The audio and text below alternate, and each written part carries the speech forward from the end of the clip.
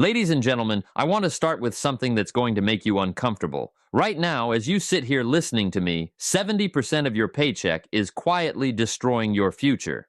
Not because of what you're spending it on, but because of what you believe you deserve to spend. And I know that stings because I lived that lie for years. I stood behind a counter at Sears making $42 a week, and I thought I was doing just fine because I was spending exactly what I was making. I wasn't going backward, I told myself, but here's what I didn't understand. I wasn't going forward either. And in life, if you're not going forward, you're actually going backward because time never stops moving and your bills never stop growing.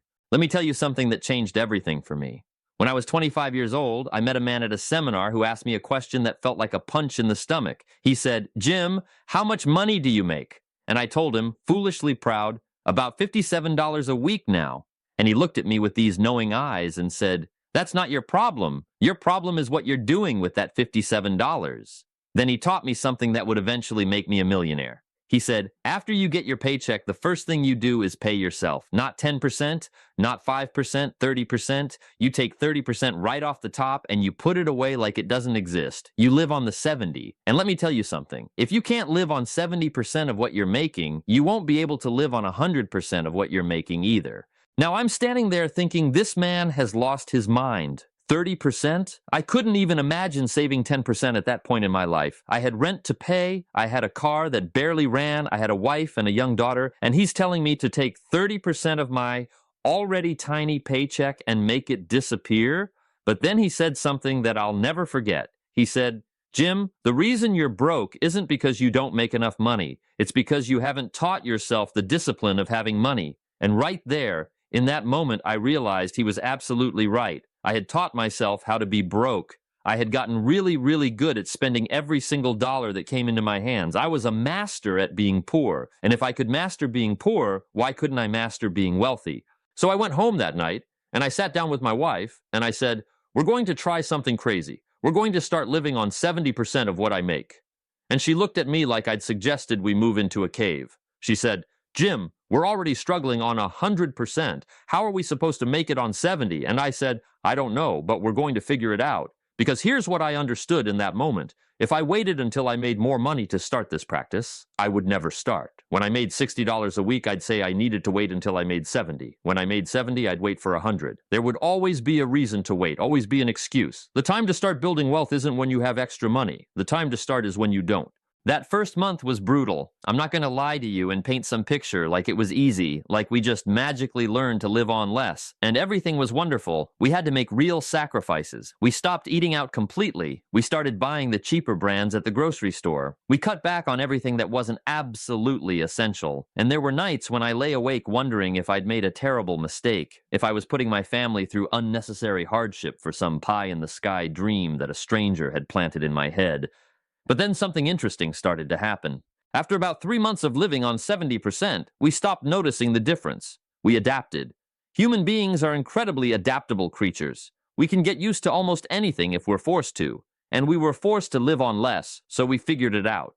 We found ways to be happy, to have fun, to enjoy life on 30% less income. And that 30% we'd been putting away, it was growing. For the first time in my adult life, I had money in the bank that I wasn't planning to spend on something. I had $300 saved up, which might not sound like much to you, but for a guy who'd never had more than $20 to his name at any given time, it felt like Fort Knox. But here's where it gets really interesting. That $300 changed how I saw myself. When you have money saved, when you have something put away for the future, you start to think differently. You start to see opportunities instead of just obstacles. You start to feel like maybe, just maybe, you have some control over your financial destiny. And that feeling, that shift in mindset, that's worth more than the money itself. Because once you start thinking like someone who has money, you start making decisions like someone who has money. And when you make decisions like someone who has money, eventually you become someone who has money. Now, let me explain exactly how this 70-30 rule works, because it's not just about saving 30% and hoping for the best. It's a complete philosophy about how money works and how you should interact with it.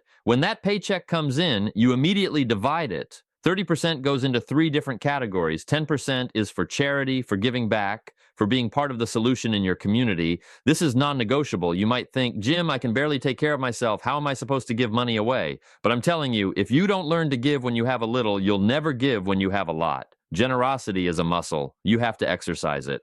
The next 10% is for capital, for investment, for making your money work for you instead of you always working for money. This is the money that's going to buy your financial freedom. This is the money that you're going to use to purchase assets, to invest in businesses, to create passive income streams. This is your freedom money. You don't touch it. You don't borrow from it. You let it grow and compound and multiply until it's big enough to start throwing off income of its own. The final 10% is for reserves, for your emergency fund, for that rainy day that we all know is coming. And rainy days always come, don't they? The car breaks down, the washing machine dies, somebody gets sick, you lose your job, life happens. And when life happens, you need money to handle it. Otherwise, every setback sends you spiraling backward, putting debt on credit cards, borrowing from friends and family, digging yourself into holes that take years to climb out of. But when you have reserves, when you have that cushion, those setbacks become inconveniences instead of catastrophes. So that's your 30%, 10 for giving, 10 for investing, 10 for emergencies. And you live, you pay all your bills, you handle all your responsibilities on the 70% that's left. Now I can hear some of you thinking, that's impossible. I have a mortgage, I have car payments, I have kids in school, I have medical bills. There's no way I can live on 30% less than I'm making now. And to that I say, you're probably right. You probably can't live on 30% less than you're making now. Not immediately, not without making changes, but that's exactly the point. The 70-30 rule forces you to make changes. It forces you to look at your life and ask the hard questions. Do I really need this? Is this purchase moving me toward my goals or away from them? Am I spending money to impress people who don't really care about me? Am I buying things I don't need with money I don't have to impress people I don't even like? When I started living on 70%, I had to confront some uncomfortable truths about myself. I was spending money on stupid things. I was buying lunch every day when I could have packed one from home. I was buying the name brand everything when the store brand was exactly the same. I had subscriptions to magazines I never read and memberships to clubs I never visited. I was hemorrhaging money in 1,000 tiny ways, and I never noticed because I'd never forced myself to notice. But when you only have 70% to work with, every dollar matters. Every purchase gets scrutinized. And that scrutiny, that attention to where your money is actually going, that's where the magic happens. Let me tell you a story about a man I met years later, after I'd become successful, after I'd built my fortune using these principles.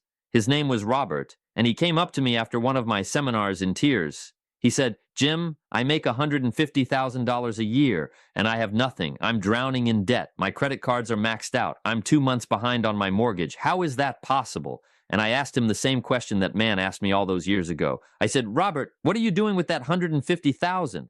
And he couldn't answer me. He had no idea where his money was going. He made more in a year than I made in my first 5 years of working, and he was broke. Meanwhile, I knew people making $30,000 a year who were building wealth, accumulating assets, setting themselves up for financial freedom. The difference wasn't the amount of income. The difference was the system. Robert had no system. He was like a ship without a rudder, just drifting wherever the current took him.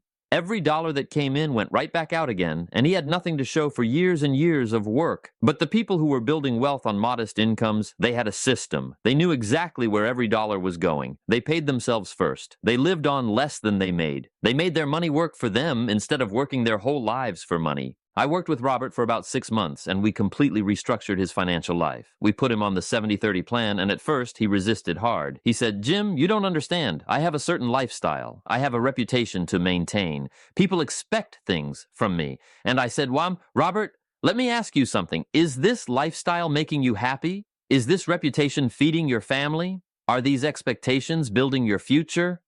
He went quiet, because the answer was no. He was miserable. He was stressed all the time. He was lying awake at night worrying about money despite making more money than 90% of the population. The lifestyle was killing him. So we started making changes. We downsized his house. We traded in his luxury cars for reliable paid-off vehicles. We cut up the credit cards. We eliminated the country club membership and the expensive dinners and the designer clothes and all the other things he'd convinced himself he needed. And you know what happened? Within a year, Robert was a different man. He had money in the bank for the first time in his adult life. He was sleeping through the night. His marriage improved because he and his wife weren't fighting about money anymore. He had hope again. He could see a future that wasn't just an endless treadmill of earning and spending until he dropped dead. The 70-30 rule gave him his life back. Now, I want to talk about the psychology of this because the 70-30 rule isn't just a financial strategy. It's a psychological revolution. When you pay yourself first, when you take that 30% right off the top, you're making a statement about your priorities. You're saying,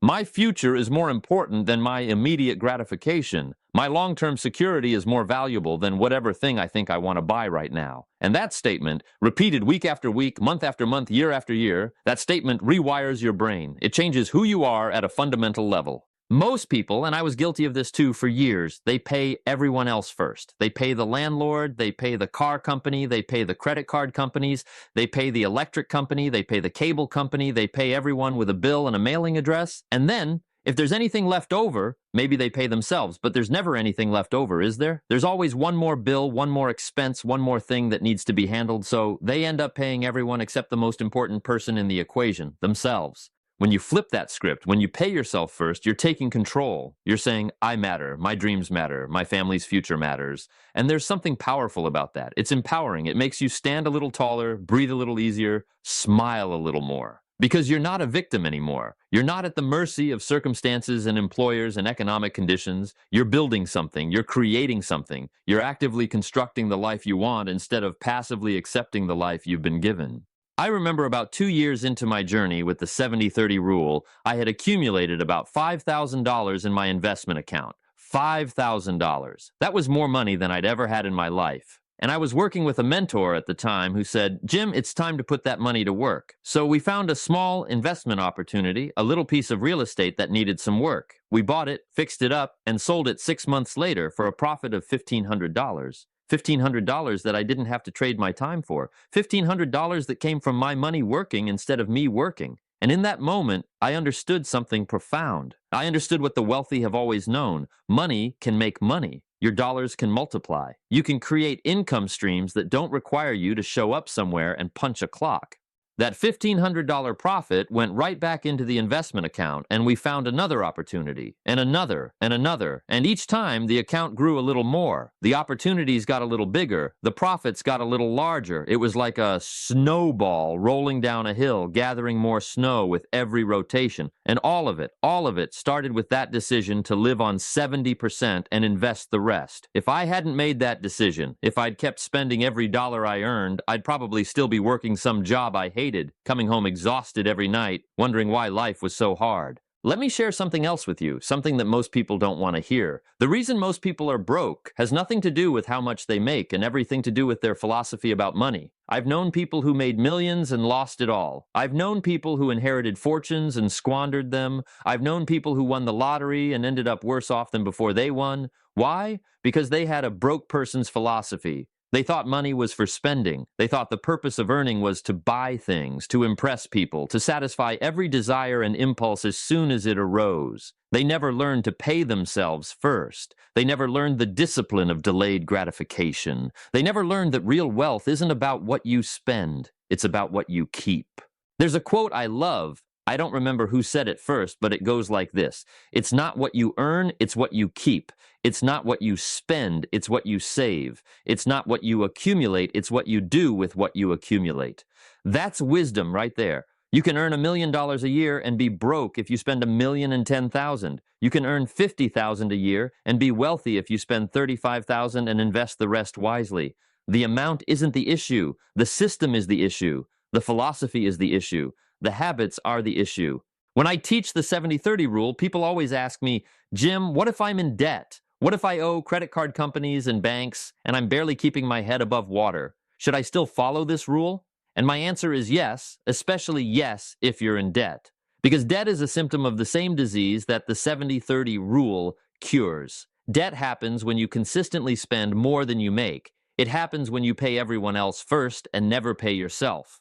It happens when you lack discipline and systems and a philosophy that puts your future ahead of your present desires. The 70-30 rule addresses all of that. Now, if you're in debt, you might need to modify the rule slightly. Maybe instead of 10% to charity, 10% to investments, and 10% to reserves, you go 7% to charity, 7% to reserves, and 16% to crushing debt. The exact percentages can be flexible based on your situation. What can't be flexible is the principle. You must pay yourself first. You must live on less than you make. You must create a gap between your income and your expenses, and you must use that gap to build your future instead of funding someone else's. The credit card companies don't need your money nearly as much as your future self does. Here's another thing nobody wants to talk about. Most of your financial problems are self-inflicted. I know that's harsh. I know there are legitimate hardships and unexpected catastrophes and times when circumstances beyond your control knock you down. I'm not talking about those. I'm talking about the daily, weekly, monthly decisions that slowly erode your financial foundation. The decision to lease a car you can't afford because you like how it looks. The decision to buy a house at the top of your budget instead of well below it. The decision to take that expensive vacation on a credit card because you deserve it. The decision to buy designer clothes and expensive electronics and all the other status symbols that we've been conditioned to believe we need. Those decisions, accumulated over years and decades, those decisions determine your financial destiny. And the beautiful thing, the hopeful thing, is that you control those decisions. Nobody else. You. Every time you open your wallet, you're making a choice. You're voting for the future you want to create. And if you keep voting for instant gratification, for immediate pleasure, for keeping up with the Joneses, then you're going to wake up at 65 years old with nothing but regrets and a lifetime of payments. But if you start voting for your future today, if you start paying yourself first today, if you start living the 70-30 rule today, then you're going to wake up at 65 with options, with security, with the freedom to live life on your terms. I want you to think about something for a moment. Think about where you were financially 5 years ago. Now think about where you are today. Are you significantly better off? Have you accumulated wealth? Have you built assets? Have you created passive income streams? Or are you basically in the same place, just 5 years older? If you're in the same place, that's because you've been using the same philosophy. You've been following the same patterns. And if you keep doing what you've been doing, 5 years from now, you'll be in the same place again, just even older. Einstein supposedly said that the definition of insanity is doing the same thing over and over and expecting different results. If you want different results, you need a different approach. You need a new philosophy. You need the 70-30 rule. Let me tell you about a woman named Sarah who attended one of my workshops about 15 years ago. Sarah was a single mother making $38,000 a year as a teacher. She had 2 kids, a mortgage, and medical bills from when her younger child had been sick. She came up to me during a break and said, "Jim, this 70-30 thing sounds great for people who have money to work with, but I'm barely surviving. How am I supposed to save 30% when I'm already struggling with 100%? And I said, "Sarah, you're asking the wrong question. The question isn't how can you afford to save 30%? The question is, how can you afford not to? Because what you're doing right now isn't working. You're surviving, not thriving. And if you keep doing what you're doing, you'll keep getting what you're getting." So Sarah made a decision that day. She decided to try it. She went home and made a list of every single expense. She looked at where her money was actually going, and she found something interesting. She was spending almost $400 a month on things she didn't really need or even want. Cable television she barely watched, a gym membership she never used, convenience foods because she was too tired to cook, expensive phone plans with features she didn't need, little purchases here and there that added up to hundreds of dollars. She cut all of it. She got ruthless about her spending, and suddenly she found that 30%. Sarah sent me a letter about 5 years after that workshop. She wanted me to know what had happened. In those 5 years following the 70-30 rule, she had paid off all her debt. She had accumulated $40,000 in savings and investments. She had started a small side business that was generating an extra $1,000 a month. And most importantly, she wrote, she had hope again. She could see a future where she wasn't constantly stressed about money, where she could retire with dignity, where she could help her kids go to college without drowning in loans. The 70-30 rule had given her something more valuable than money. It had given her control over her life. I've seen this pattern repeated hundreds of times. People who felt trapped, who felt like they were destined to struggle financially their whole lives, who couldn't see a way out, they implement this one simple principle and everything changes. Not overnight, not magically, but steadily, consistently, reliably. Because the 70-30 rule works. It works if you're making $20,000 a year. It works if you're making $200,000 a year. It works if you're 25 years old. It works if you're 55 years old. It works because it's based on timeless principles about how money actually functions and how human psychology actually operates. You see, most people think the key to wealth is making more money. So they're always chasing the next raise, the next promotion, the next opportunity, and there's nothing wrong with wanting to increase your income. I'm all for it. But here's the problem. If you don't have a system for managing money, more money won't solve your problems. It'll just make your problems bigger. I've seen people get a 50% raise and somehow end up more broke than they were before because their spending increased even faster than their income. They got the bigger house, the nicer cars, the more expensive lifestyle, and all of a sudden that 50% raise is gone and they're more stressed than ever. But when you have the 70-30 rule as your foundation, when you have that system in place, then increasing your income becomes a wealth accelerator because you're not spending that extra money, you're saving and investing it. If you're making $50,000 a year and living on $35,000, and then you get a raise to $60,000, you don't start living on $42,000. You keep living on $35,000, and that extra $10,000 goes straight into your investment and savings accounts. That's how you build wealth rapidly. That's how you compress decades of financial progress into years. I increased my income significantly over the course of my career. I went from making barely enough to survive to making more than I ever dreamed possible. But throughout that entire journey, I maintained the 70-30 rule. When I made more, I saved more. When I earned more, I invested more. But I didn't inflate my lifestyle proportionally. I lived well, don't get me wrong. I wasn't a miser. I enjoyed nice things. But I always paid myself first. I always lived on less than I made. And because of that discipline, I accumulated wealth that gave me freedom. Freedom to choose the projects I worked on. Freedom to say no to opportunities that didn't align with my values. Freedom to help others and give generously. Freedom to live life on my terms instead of being a slave to a paycheck. That's what the 70-30 rule can give you. Not just money, but freedom. And isn't that what we're really after? We don't want money for money's sake. We want what money can provide: security, options, the ability to take care of ourselves and the people we love, the chance to make a difference in the world. We want to stop worrying about bills. We want to stop living paycheck to paycheck. We want to stop feeling like we're trapped on a treadmill that never ends. The 70-30 rule is your ticket off that treadmill. Now, let me address something that I know is running through some of your minds. You're thinking, this sounds too simple. There has to be more to it. What about stocks? What about real estate? What about cryptocurrency or starting a business or all these other strategies I've heard about? And you're right that there are many ways to build wealth, but here's what I've learned. The strategies don't matter if the foundation isn't there. You can have the best investment strategy in the world, but if you don't have any money to invest because you're spending everything you make, the strategy is worthless. You can have incredible business ideas, but if you don't have the capital to launch them and the discipline to manage money properly, those ideas will never become reality. The 70-30 rule is the foundation. It's the bedrock on which everything else is built. Once you have that foundation, once you're consistently saving and investing 30% of your income, then we can talk about strategies. Then we can discuss which investments make sense for your situation. Then we can explore business opportunities and real estate deals and all the other ways to accelerate your wealth building. But without the foundation, all of that is just theoretical. It's just information with no application. The 70-30 rule gives you something to work with. It gives you capital. And capital is what opens doors. I want to tell you about a concept that took me years to fully understand: the power of compound growth. Most people have heard of compound interest, the way money grows exponentially over time when you reinvest the returns. But they don't really get it. They don't understand how powerful it is because they've never experienced it. They've never had money working for them long enough to see the magic happen. Let me give you an example. If you invest $10,000 at a 10% annual return, after 1 year you have $11,000. That's nice, but not life-changing. After 10 years, you have almost $26,000. That's better, but still not incredible.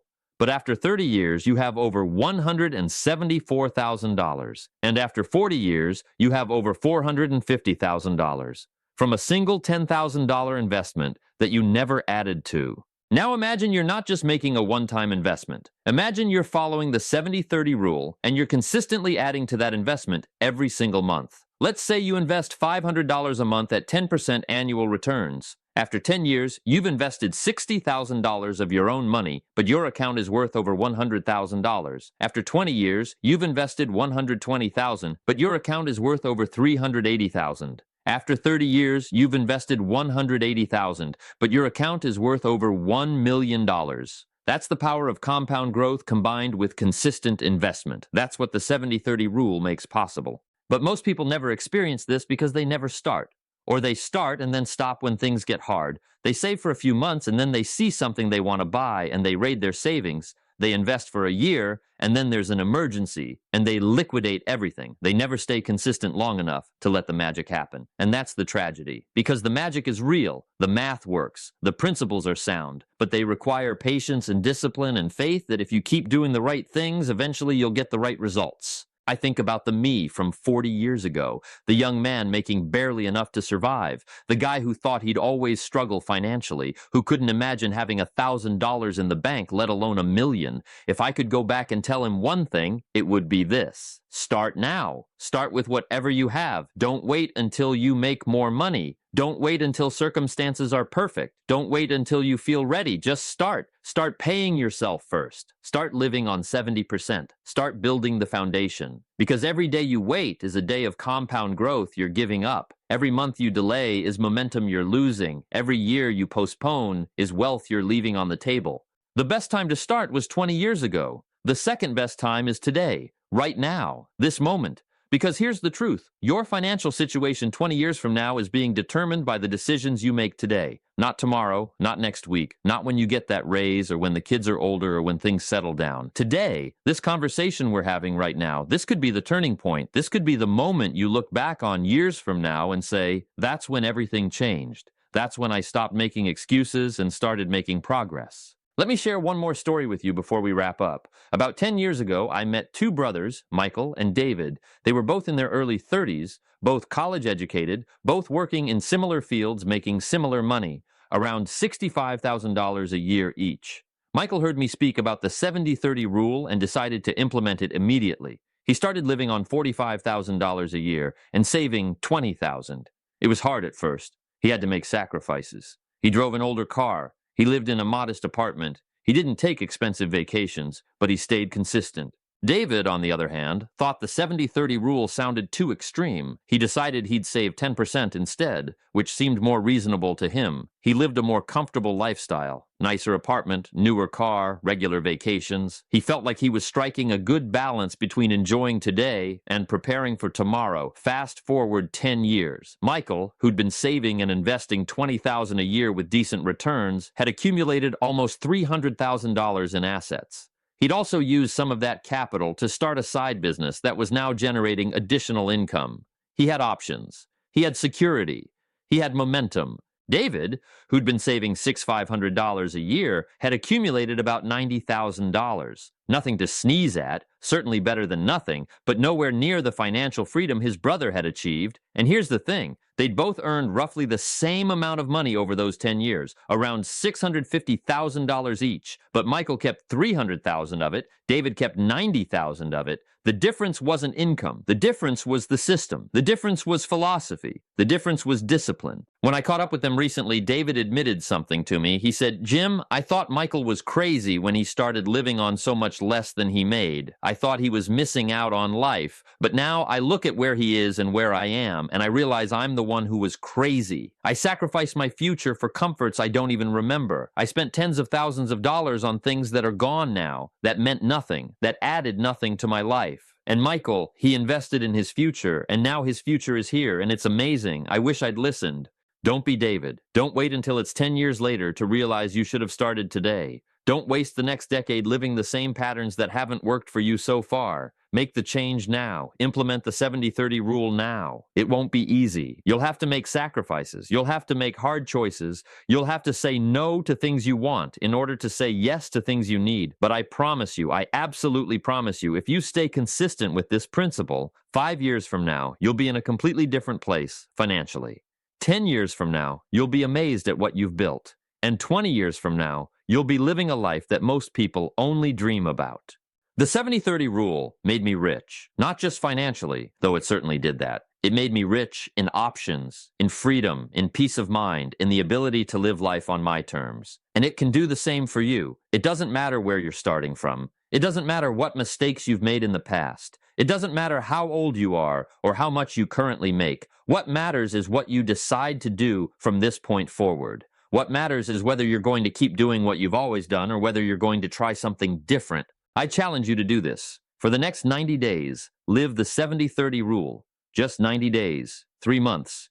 Take 30% of whatever you earn and put it away according to the system I've described. 10% to giving, 10% to investment, 10% to reserves. Live on the 70% that remains. Make it work. Get creative. Cut expenses. Find ways to enjoy life on less. And at the end of those 90 days, evaluate. Look at what you've accumulated. Look at how you feel. Look at the changes in your mindset and your habits and your relationship with money. I'm willing to bet that you won't want to go back to the old way. I'm willing to bet that you'll have experienced enough positive change that you'll want to keep going. And if you do keep going, if you make this a permanent part of your financial life, I can tell you what will happen. In 1 year, you'll have accumulated more savings than most people have at any point in their lives. In 5 years, you'll have built a substantial financial foundation. In 10 years, you'll have wealth that gives you real options and real security. In 20 years, you'll be financially independent, able to retire comfortably or keep working because you want to, not because you have to. This isn't speculation. This isn't theory. This is what happens when you consistently apply sound financial principles over time. This is the proven path to wealth.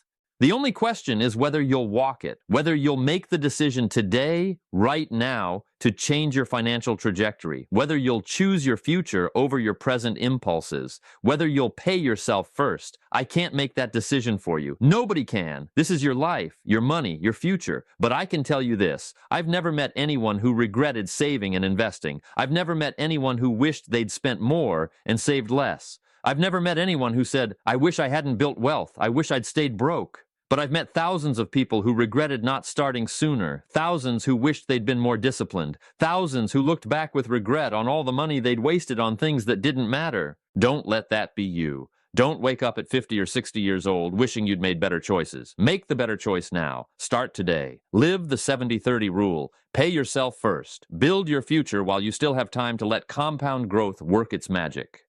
Take control of your financial destiny instead of leaving it to chance. You have the knowledge now. You understand the system.